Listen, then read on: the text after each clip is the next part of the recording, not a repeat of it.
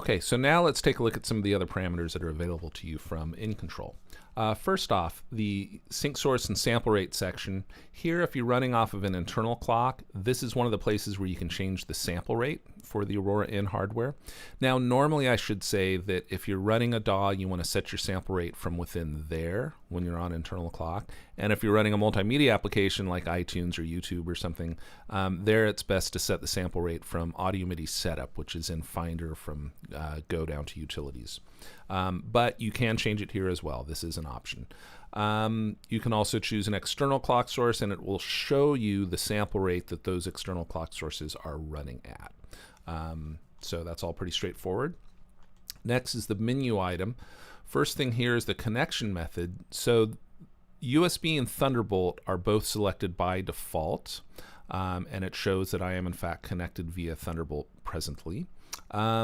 So if you're connecting via those methods, just go ahead and leave it as it is. If you're using Dante, choose that. These TCP options are for if you want to run NControl from a computer other than the one that the Aurora is connected to. There's an application called the Redirector on the Lynx website. That'll facilitate that. Let us know if you have any questions to set that up if that's something you're interested in. Next is window zoom. Here I'm running at 100. That was a little smaller than auto, which I think put it at 125. But here's where you can zoom in for finer level of detail on the NControl application if you wish to do that.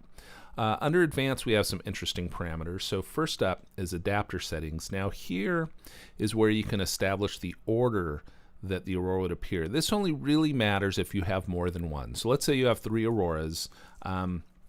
You can change them to different positions, meaning the order they're presented to the operating system.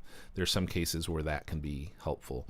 What's nice about this is that it stores that setting in the hardware, so no matter where you use the Aurora, it'll maintain that position. And macOS has a tendency to change the position, the device order, and this is a way of kind of locking it in so it's never going to get changed from out from under you. Okay, so the next under advanced is show PCIe latency. Now this is a troubleshooting tool. So if you're getting clicks or pops in your audio, what you want to do is take a look at this. If you're getting higher than 4 samples as that value here, that's indicating that your system is having trouble delivering samples quickly enough into the buffer, and that's why you're getting glitching. So if that's what's happening, the next parameter in the list is the one we want to go to address that. It's this one here, payload size. This is referring to the size of packets of samples that are getting brought into the buffer. Auto is going to do the job for 99% of all users and all computers. Auto is actually going to adjust itself to the correct size for the performance we're measuring with that PCIe latency tool. But in a case where your computer is just not up to snuff, you can change it here. I would set it to 32. If you're getting poor performance, again, that would be 4 samples or more from the PCIe latency tool. And then if that clears up the problem, then just try smaller increments, 16, 8, and see how that does. If you're on a Mac, you probably won't be able to go below 8. PC, maybe 4 or 2 is an option. So that's what payload size does. That's something that most people are never going to need to interact with. The next one is set date and time. So when you click on this, it'll seem like nothing happened. But what actually did happen is that we took the date and time that's stored in your computer and applied that to the Aurora hardware. So the Aurora will reflect that date and time from that point forward. Okay, this next one is quite interesting. So it's called Thunderbolt Record Source here. If you connect via Dante or USB, it'll say USB or Dante accordingly. What this does is it allows you to specify which hardware input occupies which record channels. So for instance, what I've had to do is put preamp input 1 as record channels 1 and 2 for recording this video. Normally it's going to go line channels, then digital, and then preamps at the end. So let's say that I want preamp input 2 to become record channels 3 and 4.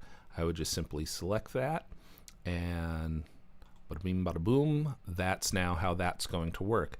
This is quite useful for a couple reasons. One, if you have a preamp model and you want the preamp channels to show up first, this is a way that you can control that. Or let's say you want to do the digital channels first, you can do that as well. But the other reason this is helpful is if you have a configuration that exceeds 32 channels, or in the case of USB exceeds 16 channels, this is a way you can prioritize which of those hardware inputs are the ones that are being presented to the operating system.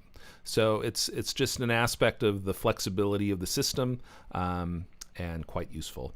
Oh, the other thing I should say here too, one of the choices here is Thunderbolt play channels. So this is a way where you can do a loop back. What I've just done now is made it where play 3 and 4 out of your software will show up as record 3 and 4 if you have a stream you want to record back into a different application.